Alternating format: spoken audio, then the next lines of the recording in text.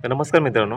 आज मी तलाठी ऑफिसमध्ये गेलो होतो आणि तिकडे मला 7/12 काढायचं होतं आणि 7/12ची ही जी मूळ रक्कम आहे ती ₹15 असते. ही तुम्हालाही माहिती असेल. पण ती जी व्यक्ती होती तिकडे, ती जी दाखले काढून देते, त्यांनी मला ₹20 सांगितलं आणि मला 4 दाखले काढायचे होते. तर 15नी जर गुणिले केले, तर 4चे ₹60 होतात. पण त्यांनी मला सांगितलं की ₹80 होतील. तर मी म्हटलं ₹80 कसं म्हणजे एक दाखला का ₹20 झाला का आता? तर त्यांनी मला सांगितलं, "नाही ते पेजेस वगैरे आणि जे शाई वगैरे प्रिंटरमध्ये असते त्यांचे एक्स्ट्रा आम्ही घेतो." तर त्याच्याकडे मी फक्त बघितलं तर त्याला कळालं की आता हा आर्ग्युमेंट्स करणार आहे. तर मला बोलतो, "नाही साहेब तुम्ही ₹60 द्या." तर बोललो, "ठीक आहे." हे इतकं सगळं झालं आणि मी तिथून निघालो. तर मित्रांनो मला फक्त इतकंच म्हणायचं आहे की विषय तो ₹5चा नाही आहे. तुम्ही फक्त थोडंसं गणित करा म्हणजे कॅल्क्युलेशन करा. जर समजा तलाठी ऑफिसमध्ये दिवसाला समजा 50 जण व्हिजिट करत असतील म्हणजे जात असतील, तर ₹5 50 केले तर ₹250 होतात आणि महिन्याचे किती होतात? ₹7,500 होतात.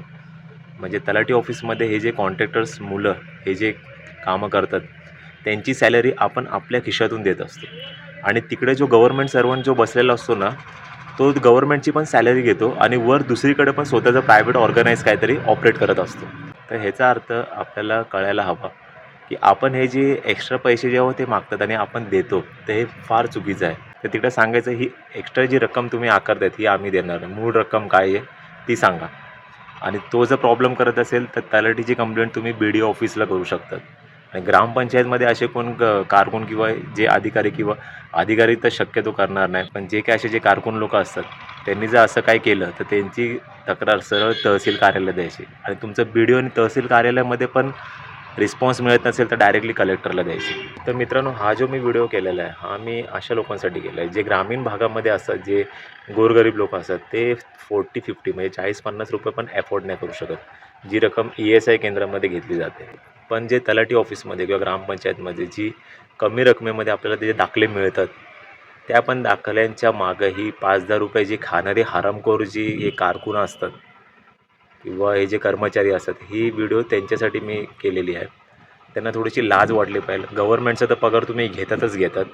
प्लस तुम्ही एक्स्ट्रा चार्जेस जे तुमचे जे कॉन्ट्रॅक्टर्स तिथे नेमलेले आहेत, त्यांची पण सॅलरी ₹5-5 आणि ₹10-10 आमच्या खिशातून काढून त्यांची सॅलरी देत आहेत. मग हरामखोरांनो, मूर्खांनो स्वतः बसा ना त्या जागेवरती आणि ही कामं करा ना. सुधरा जरा मूर्खांनो. तर चला मग मित्रांनो हा व्हिडिओ मी ह्या गोष्टीसाठीच केला होता कारण की जस्ट ही जी घटना आहे ती माझ्यासोबत घडली आहे आणि अशी गोष्ट दुसऱ्या कोणासंगती होऊ नये आणि तुम्ही पण काळजी घ्या, सतर्क राहावा. Goodbye, take care. जय हिंद.